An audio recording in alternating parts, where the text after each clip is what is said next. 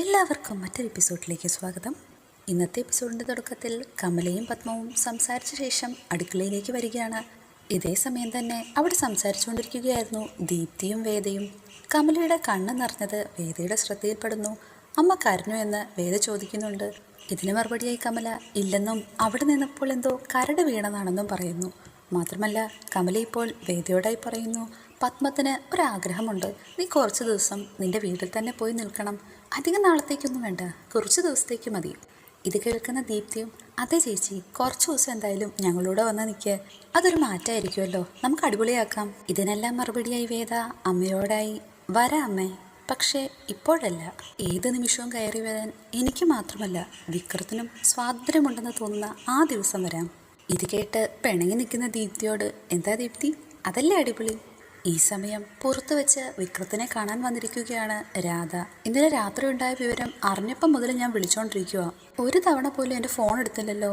വീട്ടിലേക്ക് വന്നാലോ എന്ന് പോലും ഞാൻ വിചാരിച്ചതാ. പക്ഷേ അന്ന് മാഷ് ഇറങ്ങിപ്പോകാൻ പറഞ്ഞുകൊണ്ട് മാത്രം ഞാൻ തിരിച്ച് വരാതിരുന്നത്. ഇത് കേൾക്കുന്ന വിക്രം, അതെന്തായാലും നന്നായി എന്ന് തന്നെ പറയുന്നു. ഇപ്പോൾ രാധ, എന്താ ശരിക്കും അവിടെ സംഭവിച്ചത്? അച്ഛൻ പറഞ്ഞത് വിക്രമേട്ടൻ്റെ മുറി മുഴുവൻ കത്തിപ്പോയെന്നാണല്ലോ. അപ്പോൾ എന്താ സംഭവിച്ചതെന്ന് അറിഞ്ഞില്ലേ? പിന്നെന്തിനാ അത് തന്നെ വീണ്ടും വീണ്ടും ചോദിക്കുന്നേ? ഇത് കേൾക്കുന്ന രാധ വിഷമത്തോടുകൂടി, വിക്രമേട്ടൻ എന്തിനാ ഇങ്ങനെ ചൂടാവുന്നത്? ഞാൻ കാര്യം അറിയാൻ വേണ്ടി ചോദിച്ചു എന്നല്ലേ ഉള്ളൂ. ഞാനിപ്പോൾ നിങ്ങളെ വീട്ടിലേക്കോ വർക്ക്ഷോപ്പിലേക്കോ ഒന്നും വരാറില്ല. എന്നാലും ഇങ്ങനൊരു കാര്യം അറിഞ്ഞപ്പോൾ നേരിട്ട് ചോദിക്കാതിരിക്കാൻ തോന്നിയില്ല. അതോ അത്രമാത്രം അടുപ്പേ നമ്മൾ തമ്മിലുള്ളോ? അബദ്ധത്തിൽ താലി കിട്ടിയതുകൊണ്ട് ആ പെണ്ണിനെ കൂടെ കൂട്ടേണ്ടി വന്ന വിക്രമേട്ടൻ്റെ അവസ്ഥ എനിക്ക് മനസ്സിലാവും. പക്ഷേ അതിനർത്ഥം ഒരുപാട് കാലം കൂടെ ഉണ്ടായിരുന്ന കൂട്ടുകാരെ തള്ളിപ്പറയണം എന്നൊക്കെയാണോ? ഇത് കേൾക്കുന്ന വിക്രം മറുപടിയായി, ഞാൻ നിന്നെ തള്ളിക്കളഞ്ഞിട്ടൊന്നുമില്ല രാധേ. ഓ, അത്രയെങ്കിലും സമ്മതിച്ചല്ലോ എന്ന് രാധ മറുപടിയായി. വിക്രമേട്ടൻ എന്നോട് ഇങ്ങനെയൊക്കെ പെരുമാറിയാലും എനിക്ക് ആ പഴയ രാധയായിട്ട് തന്നെ പെരുമാറാൻ കഴിയൂ. വിക്രമേട്ടൻ ഇങ്ങനെ ഒരു അപകടമുണ്ടായെന്നറിയുമ്പോൾ എനിക്ക് സമാധാനത്തോടുകൂടി ഇരിക്കാൻ പറ്റുമെന്ന് തോന്നുന്നുണ്ടോ? അറിയാലോ, അന്ന് അപകടം ഉണ്ടായപ്പോൾ ഞാനേ ഉണ്ടായിരുന്നുള്ളൂ ആശുപത്രി കൊണ്ടുപോകാനായിട്ട്. ഇത് കേട്ടിട്ട് പുച്ഛഭാവത്തിൽ വിക്രം, ഓ, അതുകൊണ്ടാണല്ലോ അന്ന് ഞാൻ ആശുപത്രിയിലാണെന്നുള്ള വിവരം ആരെ അറിയിക്കാതെ വെച്ചത്. ബൈക്കിൽ കയറി പോകാൻ തുടങ്ങുന്ന വിക്രമിനെ തടഞ്ഞുകൊണ്ട് രാധ, വിക്രമേട്ടാ, എന്തെങ്കിലും പറ്റിയോന്നാ ചോദിച്ചത്. എനിക്കെന്തെങ്കിലും പറ്റിയിട്ടുണ്ടെങ്കിൽ നീ എന്നെ ഇങ്ങനെ കാണുമോ? വിക്രമേട്ടനല്ല, മറ്റാർക്കെങ്കിലും. നീ ആരുടെ കാര്യം ചോദിക്കുന്നേ? വേദയുടെയാണോ? അവളുടെ ദേഹമാസകലം പൊള്ളിയിട്ടുണ്ട് എന്നൊക്കെ പറഞ്ഞാൽ നിനക്ക് സമാധാനമാകുമോ? ഇത് കേട്ട് ദേഷ്യത്തോടെ രാധ, വിക്രമേട്ട, അങ്ങനെയല്ല, അവളോട് എനിക്ക് ദേഷ്യമൊക്കെയുണ്ട്. പക്ഷേ അവൾക്ക് എന്തെങ്കിലും സംഭവിക്കണമെന്ന് വിചാരിക്കാൻ മാത്രം ക്രൂരയൊന്നുമല്ല ഞാൻ. ഇത് കേൾക്കുന്ന വിക്രം, നല്ലത്. സമയത്ത് ഞാൻ തന്നെ എത്തി അവളെ ആ മുറിയുടെ പുറത്തേക്ക് കൊണ്ടുവന്നു. പാപം, പേടിച്ച് ബോധം കെട്ട് ആ മുറിക്കകത്ത് തന്നെ കിടക്കുകയായിരുന്നു അവള്. അല്പം വൈകിയിരുന്നെങ്കിൽ നീ വിചാരിക്കുന്ന പോലൊക്കെ സംഭവിച്ചേനെ എന്ന് രാധയോട്. ബൈക്കിൽ കയറി പോകാൻ തുടങ്ങുന്ന വിക്രത്തിന്റെ കയ്യിലെ പൊള്ളൽ കണ്ട രാധ, അയ്യോ, വിക്രമേട്ടന്റെ കൈ പൊള്ളിയിട്ടുണ്ടല്ലോ. മറുപടിയായി വിക്രം, ഓ, അത് സാരമില്ല, എന്നാൽ ഞാൻ പോട്ടെ എന്ന് പറഞ്ഞ് അവിടെ നിന്ന് പോകുന്നു. വിക്രം അവിടെ നിന്ന് പോയ ശേഷം രാധ മനസ്സിലോർക്കുന്നു, ഓ, എന്തൊരായുസാണ് ഭഗവാനെ അവൾക്ക്. ചത്ത് കിട്ടാൻ പ്രാർത്ഥിച്ചിട്ടും അവൾക്ക് മാത്രം ഒന്നും സംഭവിക്കുന്നില്ലല്ലോ. തൻ്റെ മുറി ശരിയാക്കാനായി ആശാരിയെ വിളിച്ചുകൊണ്ട് വന്നിരിക്കുകയാണ് വിക്രം. ഇത് കണ്ട് അങ്ങോട്ടേക്ക് വരുന്ന സുധാകരൻ മാഷ് ആരാണെന്ന് തിരക്കുന്നു. മാഷെ, ഞാനാണെന്ന് അയാൾ സ്വയം പറയുന്നു. ആ, ഉണ്ണിയോ, എന്താ എവിടെയെന്ന് ചോദിക്കുമ്പോൾ, ഞാൻ വിക്രം വിളിച്ച പ്രകാരം വന്നതാണ്. എന്തു പറ്റിയെന്ന് മാഷ് തിരക്കുമ്പോൾ, ഈ വീട് ശരിയാക്കി തരണമെന്ന് പറഞ്ഞ് വിക്രം വിളിച്ചുകൊണ്ട് വന്നതാണെന്ന് അയാൾ പറയുന്നു. അത് ഞാനല്ലേ തീരുമാനിക്കേണ്ടതെന്ന് മാഷ്. മാത്രമല്ല മാഷ് തുടരുകയാണ്, വിക്രത്തിന്റെ പ്രവൃത്തിയുടെ ഫലമെന്നോണം ഇതൊരു കാലത്തും റിപ്പയർ ചെയ്യേണ്ടെന്നും ഇതങ്ങനെ തന്നെ ഒരു സ്മാരകം പോലെ ഇവിടെ കിടക്കട്ടെ. എൻ്റെ വീട് എൻ്റെ അനുവാദമില്ലാതെ ആരും തന്നെ റിപ്പയർ ചെയ്യേണ്ടെന്ന് മാഷ് കടുത്ത സ്വരത്തിൽ പറയുന്നു. ഇപ്പോൾ അങ്ങോട്ടേക്ക് വരികയാണ് കമല. അമ്മേ, അച്ഛനോട് പറ, വെറുതെ വാശി പിടിക്കരുതെന്ന്. ഇപ്പോൾ കമല, മാഷെ, എന്തൊക്കെയായി പറയുന്നേ? ഇപ്പോൾ അവൻ വർക്ക്ഷോപ്പിൽ ജോലി ചെയ്യുന്നുണ്ട്. ആ പണം കൊണ്ടാണ് ഇതൊക്കെ നേരെയാക്കാൻ തീരുമാനിച്ചത്, അല്ലാതെ മാഷ് വിചാരിക്കുന്ന പോലൊന്നും അല്ല. ഓ, അപ്പോൾ അമ്മയും മകനും കൂടെ നേരത്തെ തീരുമാനിച്ചു വെച്ചിരിക്കുകയാണെന്ന് സുധാകരൻ മാഷ്. ഞാനിത് നേരത്തെ തീരുമാനിച്ചതാണ്, അല്ലാതെ അമ്മയെ വെറുതെ ഇതിലോട്ട് വലിച്ചേക്കേണ്ട. ഇതെല്ലാം കേട്ടുകൊണ്ടിരുന്ന മേസ്ത്രി സഹിയിട്ട്, ഞാനിപ്പോൾ എന്താ ചെയ്യേണ്ടേ മാഷെ? ഇത് നന്നാക്കണോ അതോ തിരിച്ചു പോകണോ? ഉണ്ണി ഇപ്പോൾ ഇത് നന്നാക്കണ്ട, സമയമാകുമ്പോൾ ഞാൻ തന്നെ വന്ന് വിളിക്കാം. ഇത്രയും കേട്ട മേസ്ത്രി ദേഷ്യത്തോടെ വിക്രമനോടായി, ആദ്യം നിങ്ങൾ അച്ഛനും മകനും കൂടി ഒരു സമയം നിശ്ചയിക്കുക, എന്നിട്ട് എന്നെ വിളിച്ചാൽ മതി. അയാൾ അവിടുന്ന് പോയ ശേഷം വിക്രം ദേഷ്യത്തോടെ സുധാകരൻ മാഷിനോടായി, അച്ഛൻ എന്നോടുള്ള ദേഷ്യവും വാശിയും ഒക്കെ എനിക്ക് മനസ്സിലാവും, പക്ഷെ ഇപ്പോൾ കാണിച്ചത് അഹങ്കാരമാണ്. ആൾക്കാരുടെ മുമ്പിൽ വെച്ച മക്കളെ എന്തും പറയാമെന്നുള്ളൊരു തോന്നല്. അച്ഛൻ്റെ ഇഷ്ടം പോലെ ഈ മുറി ഇങ്ങനെ തന്നെ കിടന്നോട്ടെ, പക്ഷേ ഞാൻ അന്തി ഉറങ്ങുന്നത് ഇതിനുള്ളിൽ തന്നെ ആയിരിക്കുമെന്ന് മാത്രം. ഈ സമയം കമല സുധാകരൻ മാഷിനോടായി, മാഷേ, ആ ചായപ്പ് അങ്ങനെ തന്നെ കിടക്കട്ടെ എന്നാണോ തീരുമാനം? അല്ലാതെ അത് പുതുക്കി പണിയാനായിട്ട് നിന്റെ കയ്യിൽ നീക്കിയിരിപ്പ് വല്ലതുമുണ്ടോ? അപ്പോൾ കമല മറുപടിയായി, അവൻ അത് ചെയ്തോളാന്ന് പറഞ്ഞതല്ലേ മാഷേ. അങ്ങനെയെങ്കിൽ അവൻ എവിടെ നിന്ന് അതെടുത്ത് ചെയ്യും? ആ ശ്രീനിവാസൻ കൊടുക്കുന്ന ഗുണ്ടാ കാശിൽ നിന്നോ? അങ്ങനെ കിട്ടുന്ന പൈസ കൊണ്ട് ഈ വീട് ഞാൻ നന്നാക്കി എടുക്കണോ? അവൻ വർക്ക്ഷോപ്പിൽ ജോലി ചെയ്യുന്നുണ്ടെന്നുള്ള കാര്യം ഞാൻ പറഞ്ഞതല്ലേ. അപ്പോൾ മാഷ് മറുപടിയായി, എന്നിട്ട് എത്ര സമയം എത്ര ദിവസം അവിടെ ജോലി അവൻ നോക്കുന്നുണ്ടെന്ന് നീ ശ്രദ്ധിച്ചിട്ടുണ്ടോ? രാവിലെ അവനവിടെ ചെല്ലുമെന്നുള്ളത് ശരി, പക്ഷേ എന്തെങ്കിലും ഒന്ന് തുടങ്ങി വെക്കുമ്പോഴേക്കും വരും ശ്രീനിവാസിന്റെ കോൾ. അതോടുകൂടി അലാവുദ്ദീന്റെ മുന്നിലെ ഭൂതത്തെ പോലെ അവൻ അവിടെ ചെന്ന് നിൽക്കും. പിന്നെ അയാളുടെ ആജ്ഞ അനുസരിച്ച് ആരെയെങ്കിലും അടിക്കാനോ അടിപിടി കൂടാനോ ഒക്കെ അവൻ അങ്ങ് പോകും. അങ്ങനെ പോയതിന്റെ ഫലമാണ് ആ മുറ്റത്ത് അങ്ങനെ കത്തിക്കരിഞ്ഞു കിടക്കുന്നത്. ഇതുവരെ നിനക്ക് മനസ്സിലായിട്ടില്ലേ എന്ന് കമലയോട്. അക്കാര്യം ഞാൻ സമ്മതിച്ചു. എന്നാലും ആ ഉണ്ണിമേസ്തിരിയുടെ മുമ്പിൽ വെച്ച് അവനെ ഇങ്ങനെ അപമാനിക്കേണ്ടിയിരുന്നില്ല മാഷേ. മറുപടിയായി മാഷ്, അതിനേക്കാട്ടിലും ഒക്കെ വലിയ അപമാനം ഈ നാട്ടിലെ ഓരോ മനുഷ്യരുടെ മുമ്പിൽ വെച്ചും ഞാൻ അനുഭവിച്ചിട്ടുണ്ട്. ഇനിയും അത് തന്നെ തുടരണമെന്നാണോ നീ പറയുന്നത്? നിന്റെ മകൻ അത് നേരെയാക്കി എടുക്കാൻ പോകുന്ന പണം അനീതി കൊണ്ടും അക്രമം കൊണ്ടും നേടിയെടുത്തതായിരിക്കും. അത് പക്ഷേ നമുക്ക് വേണ്ട. ശ്രീനിവാസനുമായി എല്ലാ കൂട്ടുകെട്ടുകളും അവനിൽ നിന്ന് ഉപേക്ഷിക്കാൻ ഈ കുട്ടി ഒരുപാട് ശ്രമിക്കുന്നുണ്ട്. അതിനിടയിൽ നമ്മളായിട്ടൊരു ബാധ്യത ഉണ്ടാക്കിയെടുക്കണ്ടെന്നാണ് മാഷ് പറയുന്നത്. ആ കെട്ടിടം അങ്ങനെ തന്നെ ഉമ്മറത്ത് നിൽക്കുന്നത് കാണുമ്പോൾ വല്ലാത്തൊരു വിഷമം തോന്നുന്നു. ഇത് കേൾക്കുന്ന മാഷ് മറുപടിയായി വിശ്വത്തോട് ചോദിക്കുന്നു, നിന്റെ കയ്യിൽ പണമുണ്ടോ? എങ്കിൽ നീ ചെയ്. ഇത് കേട്ടു നിന്ന വേദ, എൻ്റെ കയ്യിൽ കുറച്ച് സേവിങ്സ് ഉണ്ട്, ഞാനത് തരട്ടെ? മറുപടിയായി മാഷ്, വേണ്ട കുട്ടി, നിനക്കത് ചോദിക്കാൻ തോന്നിയതിൽ എനിക്ക് നിന്നോട് നന്ദിയുണ്ട്. അവൻ്റെ തല്ലുകൊല്ലു തരത്തിന് നീ സാക്രിഫൈസ് ചെയ്യേണ്ടതില്ല. ആ കെട്ടിടം അങ്ങനെ തന്നെ അവിടെ കിടക്കട്ടെ. എല്ലാവരും അവിടെ നിന്ന് പോയ ശേഷം വിശ്വേട്ടൻ വേദയോടായി, അത് ശരിയാക്കണം വേദ, എന്തെങ്കിലും ഒരു വഴി കണ്ടെത്തണം. ഒരു അശ്രീകരം പോലെ ഉമ്മറത്ത് അതങ്ങനെ നിർത്തിക്കൂടാ. അതിനുശേഷം വിശ്വം എന്നത്തെ പോലെ ഓഫീസിലേക്ക് പോയിരിക്കുകയാണ്. തങ്ങളുടെ ഓഫീസിലെ മാനേജർ അങ്ങോട്ടേക്ക് കടന്നു വന്ന ശേഷം ആരുമില്ലാത്ത സമയം നോക്കി മാനേജറുടെ ക്യാബിനിലേക്ക് വിശ്വം സംസാരിക്കാനായി പോകും. എന്താണ് കാര്യമെന്ന് മാനേജർ തിരക്കുമ്പോൾ, അത് കുറച്ച് പണം അഡ്വാൻസായി വേണമായിരുന്നു. മറുപടിയായി മാനേജർ, അതിനെന്താ, അക്കൗണ്ട്സിൽ പറഞ്ഞ് സാലറി അഡ്വാൻസായി തന്നെ വാങ്ങിക്കോളൂ. ആ വക കാര്യങ്ങളൊക്കെ എന്നോട് ചോദിക്കേണ്ട ആവശ്യമുണ്ടോ എന്ന് മാനേജർ. അതൊക്കെ ഒരു റൊട്ടീൻ പ്രോസസ് അല്ലേ? ഇത് കേൾക്കുന്ന വിശ്വൻ, സാലറി അഡ്വാൻസ് അല്ല സാർ, പിന്നെ PF അഡ്വാൻസോ? അതെടുക്കാൻ അതിന് പ്രൊബേഷണറി പീരീഡ് പോലും കഴിഞ്ഞിട്ടില്ലല്ലോ എന്ന് അദ്ദേഹം. വിശ്വേട്ടൻ മടിച്ചുകൊണ്ട് മാനേജറോടായി, അല്ല സാർ, കുറച്ച് പണം അത്യാവശ്യമായി കിട്ടിയിരുന്നെങ്കിൽ പലപ്പോഴായി ഞാൻ സാലറിയിൽ നിന്ന് തന്നെ വീട്ടിക്കോളാം. You mean loan? അങ്ങനൊരു പതിവ് നമ്മുടെ കമ്പനിക്കില്ലല്ലോ. ഇതിനെ നിങ്ങൾ ഏതെങ്കിലും ബാങ്കിനെ സമീപിച്ച് നോക്കൂ എന്ന് അയാൾ പറയുന്നു. അതിന് വേണ്ടുന്ന സാലറി സർട്ടിഫിക്കറ്റ് ഞാൻ ഇവിടെ നിന്ന് ഇഷ്യൂ ചെയ്യാം. ഇത് കേൾക്കുന്ന വിശ്വൻ, സാർ, ഞാൻ അതിനെപ്പറ്റി അന്വേഷിച്ചിരുന്നു, പക്ഷേങ്കിൽ സിബിൽ സ്കോർ കുറവായതുകൊണ്ട് അതിന് വകുപ്പില്ലെന്നാണ് അറിഞ്ഞത്. ഇതിൻ്റെ മറുപടിയായി മാനേജർ, അത് ശരിയാണ്, പണം കൃത്യമായി വാങ്ങി തിരിച്ചടയ്ക്കുന്നവർക്ക് മാത്രമേ സിബിൽ സ്കോർ ഉണ്ടാകൂ. ഇത്രയും കാലം വീട്ടിൽ വെറുതെ കുത്തിയിരിക്കുമായിരുന്നില്ലേ, അതുകൊണ്ട് ആ വഴിക്ക് പോവാതിരിക്കുക നല്ലതെന്ന് മാനേജർ പറയുന്നു. വിശ്വൻ മടിച്ച് വീണ്ടും പറയുന്നുണ്ട്, വേറെ ഒരു നിവൃത്തിയില്ലാത്തതുകൊണ്ടാണ് സാർ, വീട്ടിൽ പെട്ടെന്നൊരു ആവശ്യം വന്നു. എത്ര രൂപയാണ് വിശ്വത്തിന് വേണ്ടതെന്ന് മാനേജർ ചോദിക്കുമ്പോൾ, അത് ഒരു 5 ലക്ഷം. ഇത് കേൾക്കുന്ന മാനേജർ, 5 ലക്ഷമോ?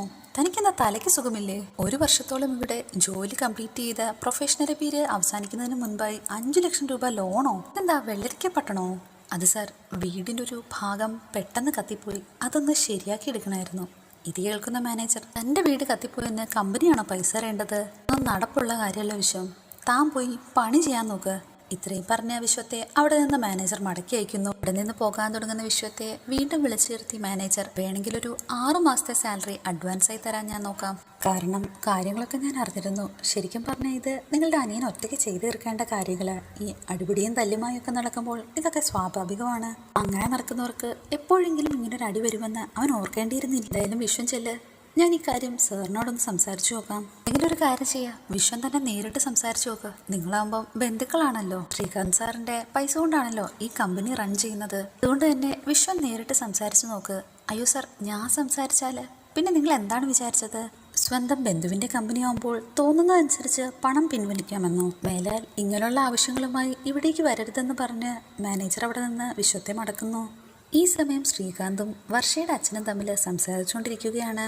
വർഷയുടെ അച്ഛൻ ശ്രീകാന്തിനോടായി പറയുന്നുണ്ട്, ഇങ്ങനെ പൈസ കൊടുക്കാതിരുന്നാൽ തെരുവിലാവുന്നത് നിന്റെ അനിയത്തിയും കൂടിയായിരിക്കും. അപ്പോൾ ശ്രീകാന്ത് മറുപടിയായി, അങ്ങനെ വന്നാലേ അവൾക്ക് വീടിന്റെയും വീട്ടുകാരുടെയും വില മനസ്സിലാകൂ എന്നൊക്കെ പറയുന്നു. മാത്രമല്ല എൻ്റെ ബലമായ സംശയം ഇതൊക്കെ ചെയ്തത് അവനായിരിക്കുമോ എന്ന് ശ്രീകാന്ത് പറയുമ്പോൾ, മണ്ടത്തരം പറയരുതേ, ആ വാസവന്റെ ഗുണ്ടകൾ വേദയെ തട്ടിക്കൊണ്ടുപോയപ്പോൾ സ്വന്തം ജീവൻ പണയപ്പെടുത്തി രക്ഷിച്ചത് വിക്രമല്ലേ? അങ്ങനെയുള്ളപ്പോൾ അവൻ എങ്ങനെയാണ് ഇതൊക്കെ ചെയ്യാൻ കൂട്ടാക്കുന്നത്? പിന്നെ ഇതാരായിരിക്കും ചെയ്തതെന്ന് വർഷയുടെ അച്ഛനോട് ചോദിക്കുമ്പോൾ ആര്? സുധാകരൻ മാഷ് ചെയ്യാൻ സാധ്യതയുണ്ടോ? ചിലപ്പോൾ അതിനൊരു പോസിബിലിറ്റി ഉണ്ടായേക്കാമെന്ന് വർഷയുടെ അച്ഛൻ തിരിച്ചു പറയുന്നു. നമ്മളിപ്പോൾ ചർച്ച ചെയ്യേണ്ടത് ഇതൊന്നുമല്ല. നീ ശരിക്കും എന്തിനാണ് വിശ്വത്തിന് ജോലി കൊടുത്തത്? മറുപടിയായി ശ്രീകാന്ത്, അത് വിശ്വത്തിനെ കൂടി നമ്മളുടെ അടുത്തേക്ക് കൊണ്ടുവരാനായിട്ടല്ലേ? ഓൾറെഡി വിനായകൻ നമ്മളുടെ സൈഡാണ്. വിശ്വവും കൂടി നമ്മളുടെ കൂടെ കൂടിക്കഴിഞ്ഞാൽ വേദിയെ തിരിച്ചു കൊണ്ടിരുന്ന കാര്യങ്ങൾ കുറച്ചും കൂടി എളുപ്പമാകും. എനിക്കിതിനെ പറ്റുന്ന ഐഡിയ ഉപദേശിച്ചു തന്നത് തന്നെ അച്ഛനല്ലേ എന്ന് ശ്രീകാന്ത്. ഞാൻ ഉപദേശിച്ചു തന്നു എന്നുള്ളത് ശരി, പക്ഷെ അതിനുവേണ്ടി നീ ഇതുവരെയും എന്തെങ്കിലും ചെയ്തോ? പറയാൻ തുടങ്ങിയ ശ്രീകാന്തിനെ തടഞ്ഞുകൊണ്ട് വർഷയുടെ അച്ഛൻ, നീ പറയാൻ വന്നത് എനിക്ക് മനസ്സിലായി. വിനായകനെ പോലല്ല വിശ്വം, അതല്ലേ? അതേ എന്ന് ശ്രീകാന്ത് സമ്മതിക്കുന്നു. അയാളെ നമ്മളുടെ അനുകൂലമായി തിരിക്കാൻ അത്ര എളുപ്പമല്ല. അതാണ് ഇത്രയും നാളുകൊണ്ട് എനിക്ക് മനസ്സിലായത്. നമ്മില്ലെങ്കിൽ എന്തിനി വെച്ചോണ്ടിരിക്കണം എന്ന് വരെ ഞാൻ ആലോചിച്ചു. സമയം വർഷയുടെ അച്ഛൻ ശ്രീകാന്തിനെ ഉപദേശിക്കുന്നു. ഗുണമില്ലെന്ന് ആര് പറഞ്ഞു? അയാൾ സ്വന്തം വീടിന് വേണ്ടി ആ സ്ഥാപനം കൊള്ളയടിക്കാൻ ശ്രമിച്ചാൽ അതിന്റെ നാണക്കേട് വേദയ്ക്ക് കൂടിയല്ലേ? കുടുംബത്തിനെതിരെ കളിക്കാൻ ഇതൊരു അവസരമായി ഉപയോഗിക്കുകയല്ലേ നമ്മൾ വേണ്ടത്? അച്ഛൻ എന്താ പറയുന്നത്? എനിക്ക് മനസ്സിലായില്ല എന്ന് ശ്രീകാന്ത് പറയുമ്പോൾ ഞാൻ പറഞ്ഞുതരാം. വിശ്വന് വേണ്ടുന്നത് കാശല്ലേ? നീ കൊടുക്കാതെ വന്നപ്പോൾ അവനത് എടുത്തു എന്ന് വരുത്തിയാലോ? മനസ്സിലായില്ല എന്ന് പറയുന്ന ശ്രീകാന്തിനോട് കാര്യങ്ങളെല്ലാം വിവരിച്ചു പറയുകയാണ് വർഷയുടെ അച്ഛൻ. എല്ലാം കേട്ട ശേഷം ശ്രീകാന്ത്, ഇതെന്തായാലും കൊള്ളാം, നമ്മളിതെന്തായാലും ഓപ്പറേറ്റ് ചെയ്തിരിക്കും. ഈ സമയം ഓരോ കാര്യങ്ങൾ ആലോചിച്ച് വിഷമിച്ച് വർക്ക്ഷോപ്പിലിരിക്കുകയാണ് വിക്രം. അങ്ങോട്ടേക്ക് ഇരുന്ന രാജേട്ടൻ ഇങ്ങനെ ഓരോന്നാലോചിച്ച് വിഷമിച്ചിരുന്നിട്ട്, എന്താ കാര്യം? നിന്റെ അച്ഛൻ്റെ സ്വഭാവം നിനക്ക് അറിയുന്നതല്ലേ? ഞാൻ എന്ത് ചെയ്താലും ഇങ്ങനെ കുറ്റമായി മാത്രം കാണുകയാണെങ്കിൽ ഞാൻ പിന്നെ എന്ത് ചെയ്യാനായിട്ടാ? ഇതിന് മറുപടിയായി അനിയൻകുട്ടൻ, മാഷിന് വിഷമമുണ്ടാവും, അതുകൊണ്ടായിരിക്കും. വിക്രം മറുപടിയായിട്ട്, ഇത് വിഷമല്ല അനിയൻകുട്ട, ഇതൊരു തരം വാശിയാ. ഞാൻ പിഴച്ചു പോയതിന്റെ സ്മാരകമായിട്ട് അത് അവിടെ തന്നെ കിടക്കട്ടെ എന്ന്. ആ കെട്ടിടം അവിടെ അങ്ങനെ തന്നെ കിടക്കുന്നത് നാട്ടുകാരെല്ലാം കാണട്ടെ എന്നാ മാഷ് പറയുന്നേ. ചെറിയ ക്ലാസ്സിൽ കുട്ടികളായിരിക്കുമ്പോൾ പഠിപ്പിക്കുമ്പോൾ അനീതിക്കെതിരെ പൊരുതണമെന്നും അക്രമം കണ്ട പ്രതികരിക്കണം എന്നൊക്കെ പഠിപ്പിക്കും. എന്നാൽ മക്കൾ അത് ചെയ്താൽ അംഗീകരിക്കാനും പറ്റില്ലെന്ന് വിക്രം അവരോട്. കേൾക്കുന്ന രാജേട്ടൻ വിക്രത്തിനോടായി, അനീതിക്കെതിരെ പൊരുതിയിട്ടാണ് ഇതൊക്കെ സംഭവിച്ചതെന്നാണോ നീ വിശ്വസിക്കുന്നത്? എന്താ അങ്ങനെയല്ലേ എന്ന് വിക്രം ചോദിക്കുന്നു. വാസുവിന്റെ മകൻ കാണിച്ച തെറ്റ് കണ്ടില്ലെന്ന് വിചാരിച്ചിരിക്കണമായിരുന്നോ ഞാൻ? ഇതെല്ലാം പോലീസിനും കാര്യങ്ങൾക്കും വിട്ടുകൊടുത്ത് സ്വന്തം കാര്യം മാത്രം നോക്കി കഴിഞ്ഞാൽ മതിയായിരുന്നില്ലേ എന്നാണ് ഇപ്പോൾ എല്ലാരും തന്നെ എന്നോട് ചോദിക്കുന്നത്. അതിന് ആ വേദ പോലും സ്വന്തം വിയർപ്പോണ്ട് കെട്ടിയ വീട് കൺമുമ്പിൽ കത്തുന്നത് കാണുമ്പോൾ ആർക്കായാലും നിയന്ത്രണം വിട്ടു പോകില്ലേ എന്ന് രാജേട്ടൻ വിക്രത്തോട്. കേസ് കൊടുക്കാമെന്ന് ഞാൻ പറഞ്ഞതല്ലേ, എന്നിട്ട് കേട്ടില്ലല്ലോ എന്ന് വിക്രം. ഉള്ള മറുപടിയായി ജോസഫ്, കേസ് കൊടുത്തിട്ടൊന്നും കാര്യമില്ല, അക്കാര്യം മാഷിന് നന്നായിട്ടറിയാം. പുള്ളിക്കാരന് നീ കാരണമാണ് ഇതെല്ലാം സംഭവിച്ചെന്നുള്ള തോന്നലാണ്, അത് പതിയെ മാറിക്കൊള്ളും, നീ തൽക്കാലം അത് വിട്. മറുപടിയായി ജോസഫിനോട് വിക്രം, ഒരിക്കലും ആ തോന്നല് മാറില്ല ജോസഫേ, എൻ്റെ മരണം വരെ പോലും. കേൾക്കുന്ന രാജേട്ടൻ, വെറുതെ ആവശ്യമില്ലാതെ ഓരോന്ന് പറയല്ലേ. നീങ്കൂട്ടം വിക്രത്തിനോടായി പറയാൻ തുടങ്ങുമ്പോൾ അത് തടഞ്ഞുകൊണ്ട് വിക്രം, മുറി കത്തിയതിൻ്റെ വിഷമം എനിക്കില്ലെന്നാണോ എല്ലാവരും പറയുന്നത്? വീട് കത്തിപ്പോയില്ലല്ലോ എന്ന് മാത്രമാണ് ഞാനിപ്പോൾ ആശ്വസിക്കുന്നതെന്ന് വിക്രം. ആ മരുന്ന് കമ്പനിക്കാരുടെ പിന്നാലെ പോകുമ്പോൾ അതിന് പിന്നിൽ ആ വാസവനുണ്ടാവുമെന്ന് ഞാൻ കരുതിയോ? ഇത് കേൾക്കുന്ന രാജേട്ടൻ, അതൊരു പക്ഷേ ശ്രീനിസാറിന് അറിയാമായിരുന്നെങ്കിലോ? പക്ഷേ ശ്രീനിസാർ അത് നിന്നോട് പറയാതിരുന്നതായിരുന്നെങ്കിലോ? രാജേട്ടൻ തുടരുകയാണ്. പൊളിറ്റിക്സ് എന്ന് പറയുന്നത് അങ്ങനെയാണ് വിക്രം. രണ്ട് തുല്യ ശക്തികൾ തമ്മിൽ പോരടിക്കുമ്പോൾ അതിനിടയിൽ പെടുന്ന ചിലർക്കൊക്കെ അപകടം സംഭവിക്കും. കാര്യം ശരിവെക്കുകയാണ് ജോസഫും. അത് ശരിയാണ്. സ്ക്രീനില് വില്ലിന്റെ കൂടെ ഫൈറ്റ് ചെയ്യുന്ന ചില ആളുകളൊക്കെ ഫൈറ്റിന്റെ സമയത്ത് അടികൊണ്ട് താഴെ വീഴുന്നത് കണ്ടിട്ടില്ലേ? അതേപോലെ തന്നെ എന്താ ശരിയല്ലേ രാജേട്ട എന്ന് ജോസഫ് രാജേട്ടനോടായി ചോദിക്കുന്നു. രാജേട്ടൻ വിക്രത്തിന് പറഞ്ഞു കൊടുക്കുന്നുണ്ട്, ഇനി എന്തായാലും ആലോചിച്ച് മാത്രം മുന്നോട്ട് പോയാൽ മതി, അല്ലാതെ എടുത്തു ചാടി ഓരോ അപകടത്തിൽ ചെന്ന് പെടണ്ട. രാജേട്ടൻ വിക്രത്തിനെ പറഞ്ഞു മനസ്സിലാക്കുന്നുണ്ട്. എടാ, നിന്റെ അച്ഛന് നീ വിചാരിക്കുന്നത് പോലെ നിന്നെ ഇഷ്ടമില്ലാഞ്ഞിട്ടല്ല, മാഷത് പുറത്ത് കാണിക്കാഞ്ഞിട്ടാണ്. മാഷിന്റെ വിഷമം ആ മുറി കത്തിപ്പോയതിലാണെന്ന് ഞാൻ വിശ്വസിക്കുന്നില്ല. മാഷിന്റെ വിഷമം എനിക്കെന്തെങ്കിലും സംഭവിക്കുമോ എന്ന അദ്ദേഹത്തിന്റെ ഭയമാണെന്ന് പറയുന്നു. ഈ സമയം വിക്രമിന്റെ ഫോണിലേക്ക് കമല വിളിക്കുകയാണ്. ഫോൺ എടുത്തയുടൻ തന്നെ വിക്രം എവിടാണെന്ന് കമല തിരക്കുന്നു. ഊണ് കഴിക്കാനായിട്ട് നീ വരുന്നില്ലേ എന്ന് കമല ചോദിക്കുന്നു. മറുപടിയായി വിക്രം, എനിക്ക് വിശപ്പില്ലെന്ന് പറയുന്നു. കേൾക്കുന്ന കമല, പിന്നെ ഞാൻ ആർക്കു വേണ്ടിയാണ് ഇവിടെ ഭക്ഷണം ഉണ്ടാക്കുന്നത്? നീ ഒരു വഴി, നിന്റെ അച്ഛൻ മറുവഴി. ഇനി നീ ഇങ്ങനെ എത്ര കാലം ഞാൻ കാണണം? എന്തെങ്കിലും പറഞ്ഞു എന്ന് കരുതി അത് ഭക്ഷണത്തിനോട് കാണിക്കണോ? വന്ന് കഴിച്ചിട്ട് പോയാൽ മതി. അങ്ങോട്ടേക്ക് പോകാൻ കൂട്ടാക്കാതെ നിൽക്കുന്ന വിക്രം, എനിക്കിവിടെ കുറച്ച് ജോലിയുണ്ടമ്മേ. കേൾക്കുന്ന കമല ദേഷ്യത്തോടെ, നീ നിനക്ക് തോന്നിയ പോലെ ചെയ്യ്. നിങ്ങളുടെ ഇടയിൽ കിടന്ന് വീർപ്പ് മുട്ടാനായിരിക്കും എൻ്റെ വിധി എന്ന് പറഞ്ഞ് ഫോൺ കട്ട് ചെയ്യുന്നു. കമല ഫോണിൽ സംസാരിച്ചത് കേട്ടുകൊണ്ട് അവിടേക്ക് വരികയാണ് വേദ. ഇതോടുകൂടി ഇന്നത്തെ എപ്പിസോഡ് ഇവിടെ അവസാനിക്കുന്നു. Please like, share and subscribe.